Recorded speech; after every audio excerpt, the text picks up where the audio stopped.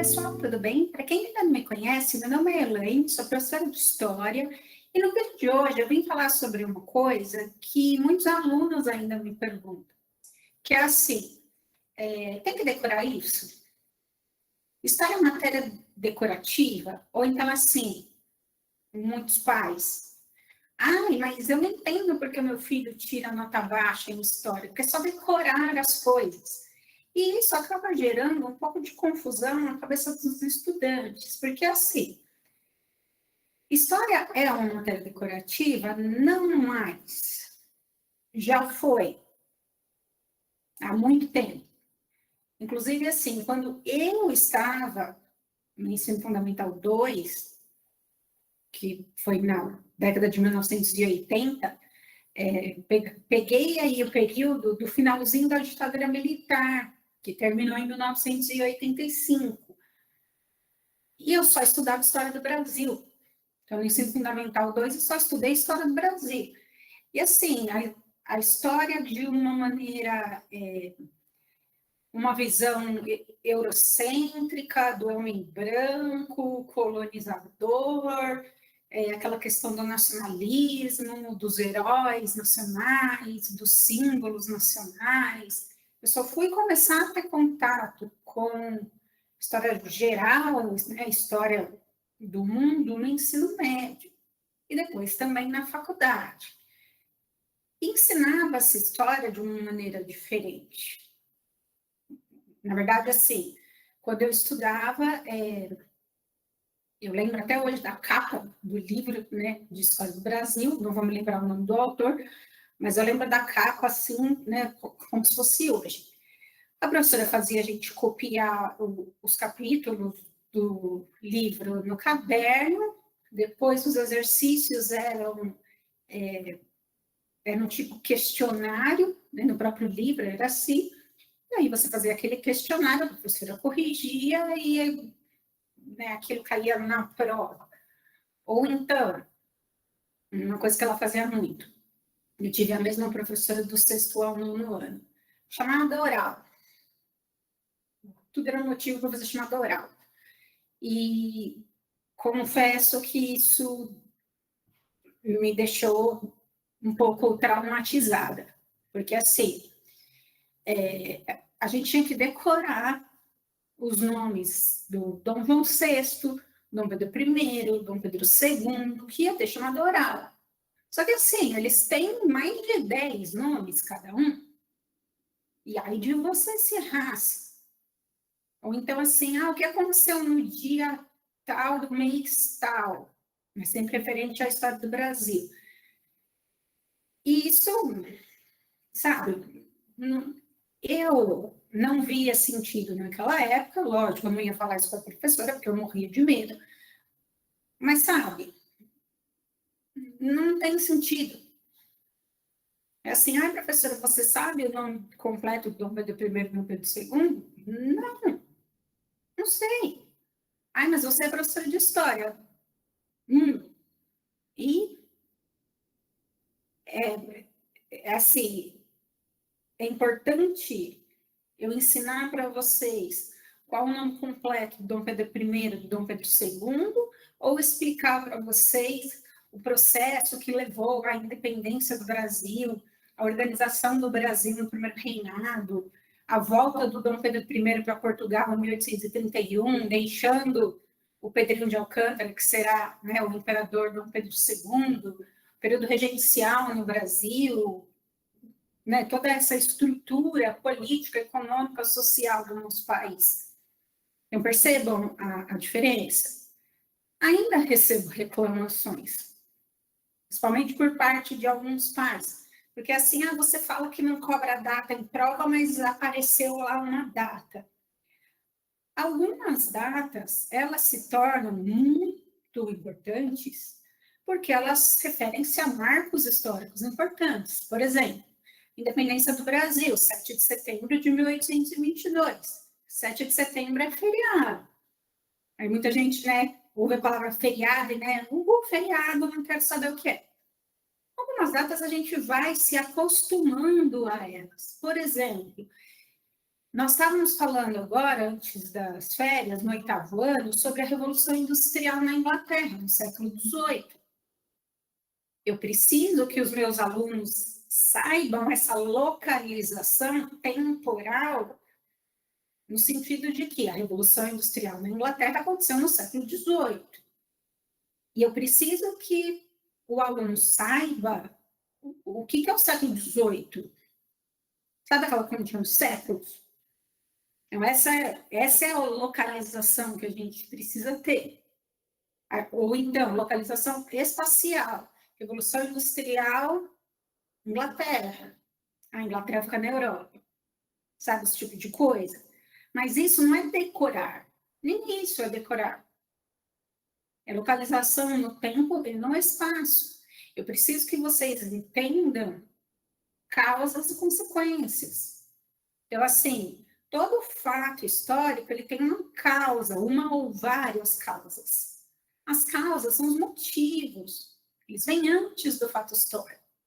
Então, motivos que levaram a Inglaterra a ser o primeiro país na Revolução Industrial.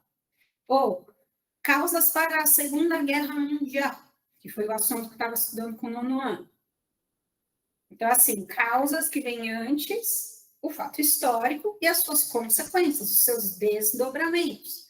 Aliás, eu tenho um vídeo aqui no canal falando sobre causa e consequência. É isso que a gente precisa de vocês hoje. Ah, mas meu professor ou minha professora cobra a data.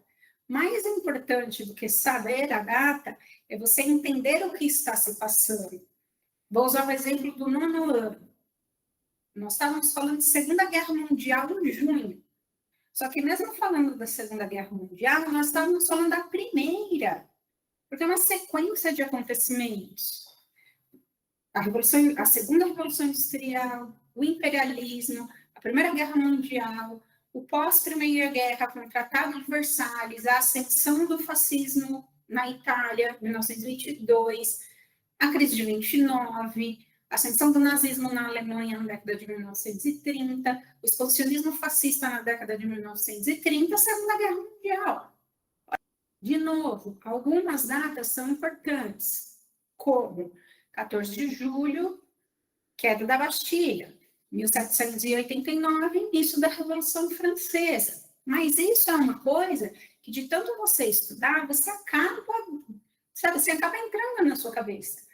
Mas não é para você ficar lá assim, 14 de julho de 1789, Revolução Francesa, 14 de julho de 1789, queda da Bastilha, 14... Não é isso. Porque se você ficar assim, vai chegar na hora da prova, quando o professor entregar a prova na sua mão, você vai ficar nervosa.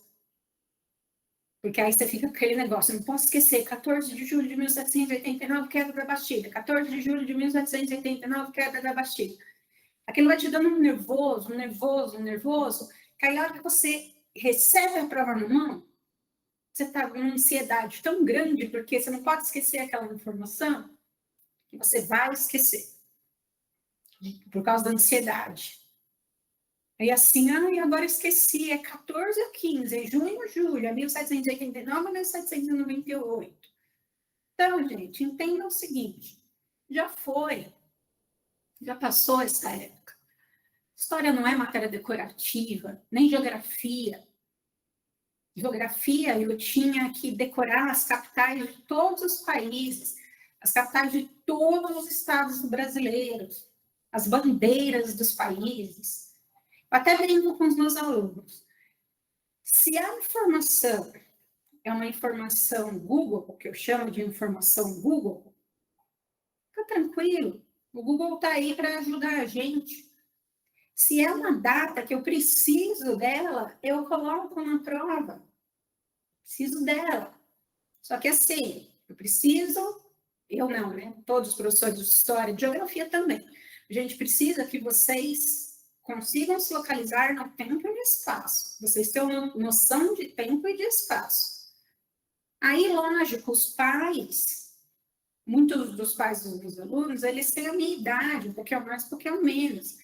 Eles são dessa geração que tinha que decorar as coisas. Então, para eles, ele vai te falar Não, mas história é matéria decorativa, geografia é matéria decorativa. Tem que fazer assim.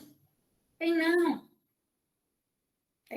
Mãe, pai, minha professora de história falou que não é mais assim. Mesmo porque agora, como eu falo para os meus alunos, a história ela é contada do ponto de vista de alguém. Aliás, eu já falei isso em vários vídeos para vocês. Tem a visão do homem branco europeu. Mas, como eu já falei várias vezes em sala de aula, a história da humanidade não é formada só por homens brancos europeus. Nós temos os africanos que foram escravizados, a sua cultura, as suas línguas, as suas religião, o seu modo de vida, os indígenas. Então, tranquilizem-se em relação a isso. Não percam tempo na hora de estudar com uma informação assim, super, hiper, mega específica. Não estou falando assim, por exemplo, a Revolução Francesa começou no dia 14 de julho de 1789 com a queda da Bastilha. Ok, esse é um fato que a gente acaba levando. Agora, eu vou dar um exemplo qualquer, só para vocês entenderem. Não fica se preocupando com aquele negócio de, ai meu Deus, o que será que aconteceu no dia 1º de março de 1791 em Paris, às 5 horas da tarde? Estou inventando. Só para vocês terem uma noção de como as coisas mudaram.